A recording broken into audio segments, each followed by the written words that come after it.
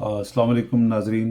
आपका बहुत शुक्रिया कि जो पहले मैंने वीडियो इस सिलसिले पे जो न्यू मेट्रो सिटी गुजर खान ने जालमाना डेवलपमेंट चार्जेस लगाए उस पर मैं बात की तो लोगों ने बहुत उसको सराहा और मुझे रिक्वेस्ट की कि आप इस मौजू पे मज़ीद बात करें। लेकिन आपको ये साथ ये भी बता दूं कि मेट्रो सिटी की किसी एहलकार ने मुझे ये भी कहा है कि आपको कुछ पता नहीं और आप कंपनी का मौक़िफ़ भी दें।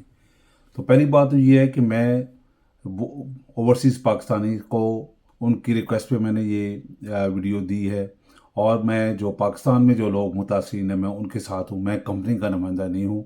लेकिन मैंने उनको लिखा है कि आप अपना मौक़िफ़ दें, अगर वो इस काबिल हुआ तो कंसिडर किया जाएगा। लेकिन जो ज़ालमाना बात है वो ज़ालमाना है, वो दुनिया में किसी भी जगह पे रहने वाले जो ओवरसीज़ पाकिस्तानी हैं उसको नापसंद करते हैं। और हर हाल में इस चीज़ को वापस होना चाहिए।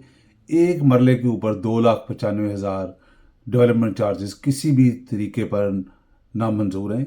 मैं आज खुल के मैं बात करूंगा कि ये कैसे ज़ालमाना चार्ज जो हैं, इसके लिए इस मुल्क में कोई कानून नहीं है। हम जो मुल्क से बाहर रह रहे हैं, जब हम लोग आते हैं इन मुल्कों में और देखते हैं कि अल्लाह ताला इनके ऊपर क्यों मेहरबान है, तो उसकी कोई वजह भी हमें नज़र आती है।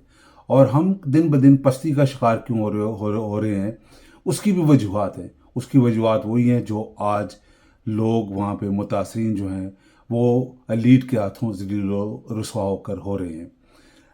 यहाँ पे एक थ्योरी है जिसका नाम है शॉपिंग कार्ट थ्योरी। शायद अब मैं अपनी बात को समझाने के लिए इस थ्योरी का अगर जिक्र करूँ तो मेरी बात ज़्यादा आसानी के साथ समझ आ जाएगी। तो ये शॉपिंग कार्ट थ्योरी जो है, ये पिछले 2-1 साल से बड़ी वायरल हुई है अमेरिका में और यूरोप में और इंग्लैंड में। और बड़ी सिंपल सी थ्योरी है जो लोगों ने डेवलप की है। इसका कोई मूजद नहीं है कि आप ये कहें कि ये जैक हॉब्स है या वॉल्टायर है। नहीं, ऐसा नहीं है। ये आम लोगों की एक थ्योरी है। और शॉपिंग कार्ट थ्योरी बेसिकली क्या है कि जब आप शॉपिंग करने के बाद अपना सामान शॉपिंग कार्ट से उतार के गाड़ी में रख लेते हैं, तो आपका रवैया क्या है कि आप शॉपिंग कार्ट को मुकर्रर जगह पर जाकर रखते हैं या उसको वहीं पे पार्किंग लॉट में छोड़ के चले जाते हैं। इसमें बज़ाहिर तो ये है कि एक शख्स जो है, जब वो मुकर्रर जगह पर शॉपिंग कार्ट को छोड़ता है या पार्क कर देता है, तो उसका मतलब ये है कि वो अपना एक इखलाकी फ़र्ज़ पूरा कर रहा है। और दर हकीकत ये एक लिटमस टेस्ट भी है उस माशरे का, उस कम्युनिटी का जहाँ पे ये वाक़या हो रहा होता है। ये साबित करता है, ये रवैया ये साबित करता है कि ये कम्युनिटी के जो अफराद हैं ये सेल्फ गवर्निंग कैपेबिलिटी रखते हैं या नहीं। क्या इनको लॉज की पनिशमेंट की ज़रूरत है? ये खुद अपने तौर पे अपने फ़राइज़ को पूरा करते हुए किसी कानूनी पाबंदी को बर्दाश्त कर सकते हैं या नहीं कर सकते। अब अगर कोई ये समझे कि ये सिर्फ एक अच्छाई है और मैं अपना फ़र्ज़ पूरा कर रहा हूँ, तो इसका मतलब ये है कि ये इसको किसी लॉ की किसी पनिशमेंट की ज़रूरत नहीं है और यही सही तरीका भी है। मैं हमेशा इस बात पे यकीन रखता रहा हूँ कि आप हमारा किरदार उसी वक्त ही आप देख सकते हैं जब हमें कोई देखने वाला ना हो, हमें कोई हमारी नेकी का बदला देने वाला मौजूद ना हो। हम उस सूरत में जब हमें कोई ना देख रहा हो और जब हमें किसी से वापसी की तवक्को ना हो, तो हम उस वक्त नेकी नेकी का काम कर रहे हो। तो ये एक काबिल इस्ताइश किरदार है जिसकी हमें ज़रूरत है। और ये शॉपिंग कार्ट थ्योरी बेसिकली इसको इन प्रैक्टिस लाती है और किसी भी माशरे में लोगों का जो किरदार है उसका एक लिटमस टेस्ट बन चुकी है। अब अगर हम न्यू मेट्रो सिटी के डेवलपमेंट चार्जेस की तरफ जाएं तो उससे पहले उसका बैकग्राउंड जो है उसको डिस्कस कर लेते हैं। जब ये प्रोजेक्ट अनाउंस हुआ तो उस वक्त बताया गया कि 2 साल के अंदर आपने ज़मीन की कीमत अदा करनी है। फिर साथ ही 3 महीने बाद बैलून पेमेंट की बात हुई, फिर बैलेटिंग की बात हुई और फिर बैलेटिंग में खूब जो तमाम मुतासिरीन हैं उनके मुताबिक वहाँ पे घपला किया गया और चंद लोगों को नवाजने के लिए उनके नाम आ गए। और सिर्फ जो है 5% लोग उसमें ऐसे थे जो आम लोग थे। 95% इन्होंने अपने लोगों को या जो इनके अपने डीलर्स थे उनको वो प्लाट बैलेटिंग में अलाट कर दिए।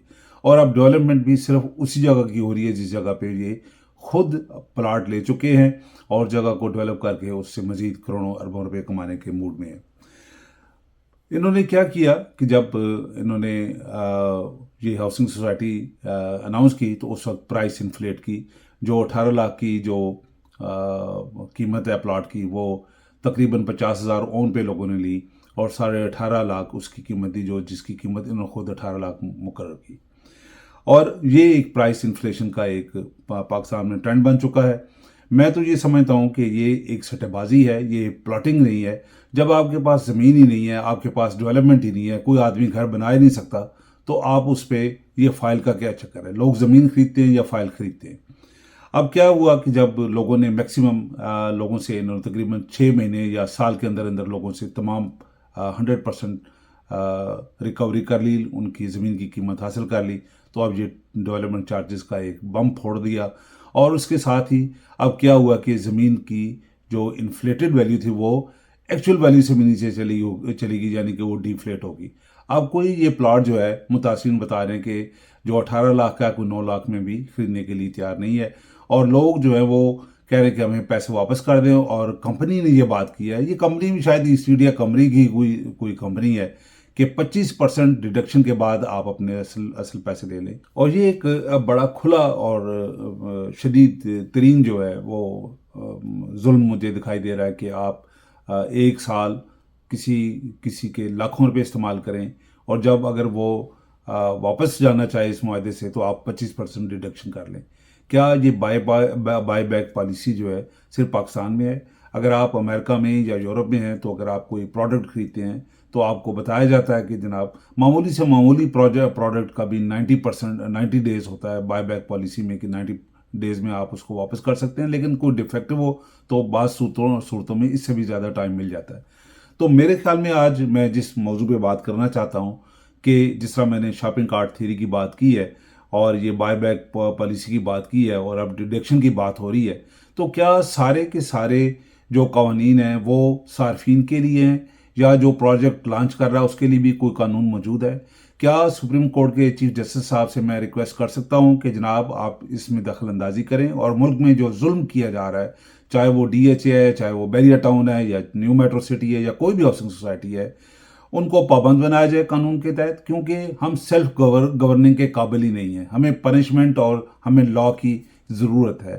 ہم وائلیشن کی صورت میں ہمارے اوپر کوئی پابندی ہونی چاہیے.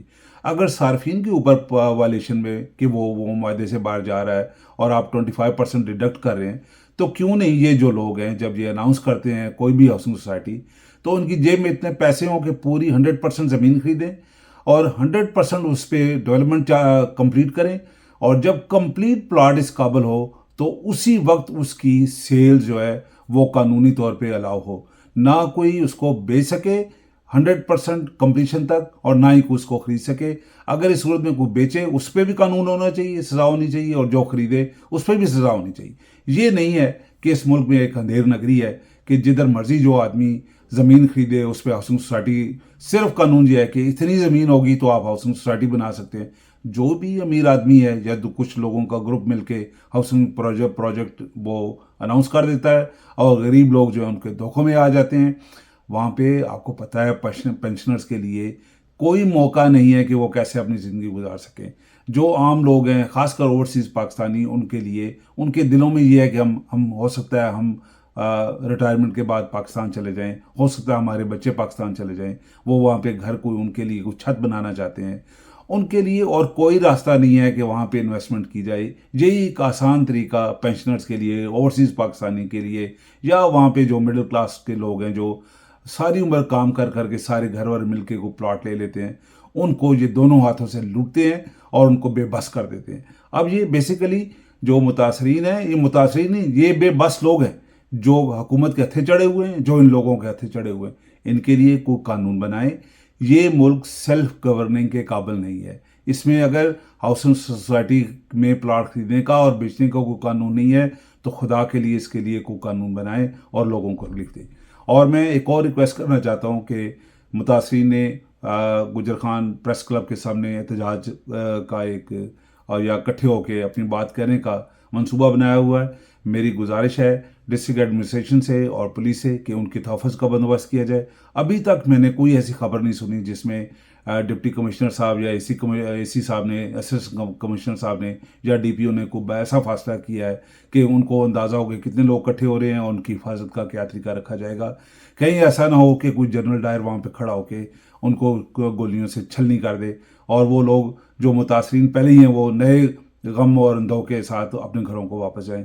تو خدا کے لیے سامنے آئے، لوگوں کو بتائیں کہ اگر آپ اکٹھے ہو رہے ہیں تو آپ کے لیے کیا بندوبست ہے وہاں پہ. آپ اپنا پرامن احتجاج کرنا چاہتے ہیں، یہ ایک ڈیموکریٹک کنٹری ہے، تو آپ نے پرامن احتجاج کے لیے ہم آپ کو یہ سہولتیں دے رہے ہیں. میں کہہ رہا ہوں کہ یہ جو واٹس ایپ گروپ ہے یا یوٹیوب پہ یا سوشل میڈیا پہ پر لوگ متاثرین آ کے اپنے بیانات دے رہے ہیں، اس کو رسپونڈ کیوں نہیں کیا جا رہا؟ ٹھیک ہے، ہم ان کی توقع جو ہے نیو میٹرو سٹی کے کرتا دھرتا لوگوں سے ہے یا ڈیولپمنٹ کا جو کمپنی ہے اس کی طرف ہے ان کا اشارہ، لیکن ایڈمنسٹریشن کدھر ہے؟ پولیس کا ڈپارٹمنٹ کدھر ہے؟ وہ جو اس وقت حکومت میں جو لوگ ہیں وہ کدھر ہیں؟ وہ کیوں نہیں رسپونڈ کر رہے؟ وہ کیوں نہیں کور کمیٹی کے ساتھ مل رہے؟ جا کے ان سے بات کریں کہ آپ کے لوگ کس طرف سے آ رہے ہیں، کس جگہ پہ آپ اکٹھا ہونا چاہتے ہیں، آپ کے لیے کرسیوں کا بندوبست کیا جائے، پانی کا انتظام کیا جائے، ٹوائلٹس کا انتظام کیا جائے، اگر اس میں خواتین اور بچے بھی شامل ہو رہے ہیں اور ان کے لیے کیا انتظامات ہیں، اور سب سے بڑھ کر اس سارے کے سارے پرامن احتجاج کو کس طرح محفوظ اور سیکیور کیا جا سکتا ہے. تو میری آپ سے پھر ایک دفعہ گزارش ہے جناب وزیر اعلیٰ صاحب، اس معاملے میں انٹروین کریں.